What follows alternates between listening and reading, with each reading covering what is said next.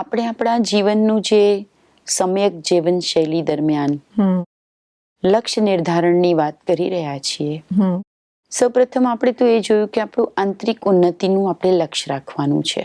Right, ultimate goal આપણો ઈ છે. અને એ લક્ષ્ય માટે જેટલું સમય પ્રબંધનનું મહત્વ છે, જેટલું રિલેક્સ થવાનું મહત્વ છે, એટલું જ એક ત્રીજું પરિમાણ પણ છે. એ ત્રીજું પરિમાણ છે એકાગ્ર થવું. ઓકે. કારણ કે કહેવાય છે કે સ્વ ઉન્નતિનો માર્ગ એ તલવારના ધાર પર ચાલવા જેવો માર્ગ છે.